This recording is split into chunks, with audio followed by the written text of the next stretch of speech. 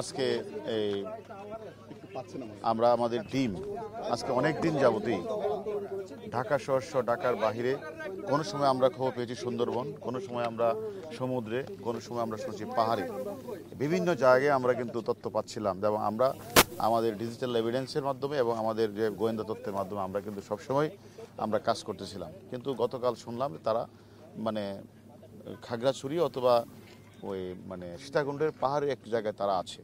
তারই প্রেক্ষিতে আমাদের একটি টিম আগে যায় এবং আমরা আজকে আরেকটি হেলিকপ্টার নিয়ে আমরা সেখানে যাই, সেখানে সারা অভিযান করে। আসলে এত উঁচু পাহাড়, সেখানে আসলে টিম ওরা অনেক কঠিন, প্রায় এখানে 7 থেকে 8 ঘন্টা লাগে সেখানে হাইটে উঠতে। সেখানে গিয়ে আমরা যাদেরকে হচ্ছিলাম আমাদের কাছে যে মোস্ট ওয়ান্টেড, ওইখানে শিমুল ভুইয়ার সাথে যারা মূল কাজটি করেছে, আপনারা জানেন শিমুল ভুইয়া সাথে যে দুইজন সেখানে শিমুল ভুইয়ার সাথে থেকে আমাদের যে জাতীয় সংসদ সদস্য আনোয়ারুল ইসলাম আজিম সাহেবকে যেই রুমটাতে হত্যা করেছে এবং তাকে হত্যা করার আগে যে ব্যক্তিটি তার মানে ক্লোরোফর্ম তার নাকে মিশিয়েছিল যাতে সে অজ্ঞান হয়ে পড়ে, সে ফয়সাল ভুইয়া।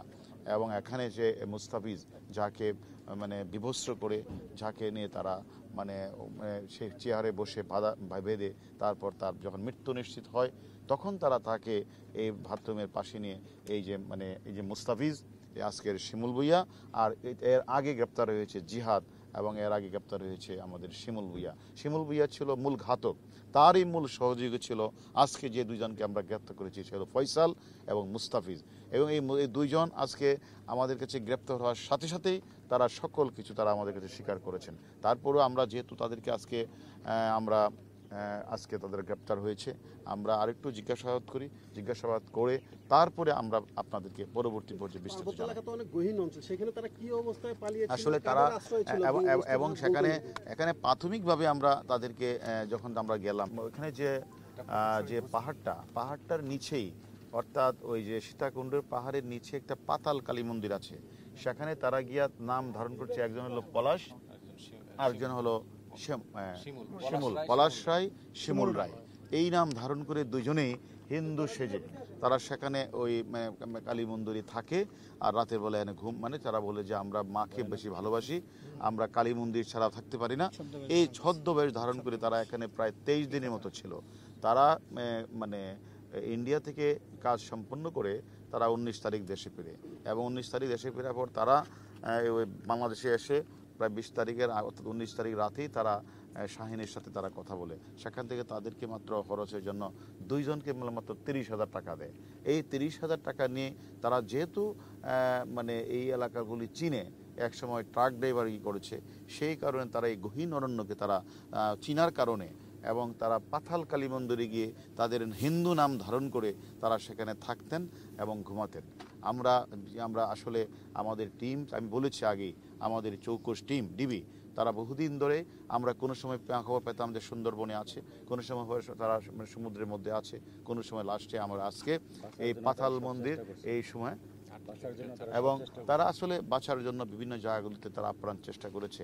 আমি একটা কথা আগে আপনাদের বলেছিলাম, তারা যেখানেই থাকুক, পাতালে থাকুক আর পাহাড়ে থাকুক, সমুদ্রে থাকুক, তাদেরকে আমরা ধরে আনবো, এটা আপনাদের কাছে বলেছিলাম। এবং আজকে যে 7 জন ব্যক্তি তারা এই আপনার কলকাতার যে হাউসটাতে তারা এই 7 জন কিলিং মেশিন অংশগ্রহণ করেছিল, তার মধ্যে এই 2 জন ছিল শিমুল ভুইয়ার পরে প্রথম এবং দ্বিতীয় এবং তৃতীয় ব্যক্তি। এবং আজকে আমাদের এই 2 জনের গ্রেপ্তারের মধ্য দিয়ে কিলিং মেশিনে যে 7 জন ছিল তার মধ্যে অন্যতম যে মূল ঘাতক ছিল শিমুল ভুইয়া, তারপরে ছিল আজকে যে গ্রেপ্তার করেছে ফয়সাল শাহজি, তারপরে মুস্তাফিজুর রহমান, আর একজনকে আমরা নেপাল থেকে আমরা যাকে তথ্যপত্র দিয়ে নেপাল পুলিশ গ্রেপ্তার করেছে তার নাম সিয়াম, আর ইন্ডিয়ান পুলিশ একজনকে গ্রেপ্তার করেছে তার নাম হচ্ছে জিয়াদ হাওলাদার। আর এছাড়া বাংলাদেশে আমরা আরও 2 জনকে গ্রেপ্তার করেছি, একজনের নাম তানভীর আর একজনের নাম সিলাস্তি। এই 7 জন ব্যক্তি তারা এই হত্যাকাণ্ডে অংশগ্রহণ করেছিল। এই 7 জন ব্যক্তি গ্রেপ্তার হয়েছে। এখন আমাদের কাজ হচ্ছে বাকি যারা মাস্টারমাইন্ড হিসেবে কাজ করেছে, অর্থনীতিভাবে সাহায্য সহযোগিতা করেছে, বিভিন্ন বিষয়ে হেল্প করেছে, এই সকল ব্যক্তিকে আমরা মনে করি এখন আমাদের গ্রেপ্তার করতে হবে। এবং আমরা অলরেডি ইতিমধ্যে মানে শিমুল ভুইয়ার 164-এর ভিত্তিতে যে এবং মানে ওই বাবুর 160 ভিত্তিতে আমাদের আরেকজন গ্রেপ্তার হয়েছে মিন্টু এবং বাবু। এই নিয়ে আমাদের কাছে 9 জন, একজন হলো ইন্ডিয়াতে মানে জিহাদ হাওলাদার, আর আমরা কলকাতা নেপালে আমরা একজনকে গ্রেপ্তার করে আমরা সেটাও কলকাতা গিয়ে সিয়াম।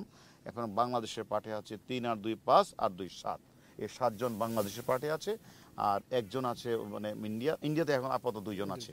সব কিছু মিলে আমরা এখন মনে করি যে আমাদের মূল কাজটি হচ্ছে সামনে হলো যে মাস্টারমাইন্ডকে আইনের আওতায় নিয়ে আসা, আর এছাড়া তাদের কাছ থেকে আমরা যে তথ্যপত্র পেব, আরও যদি কেউ জড়িত থাকে তাদেরও আমরা আইনের আওতায় নিয়ে আসবো।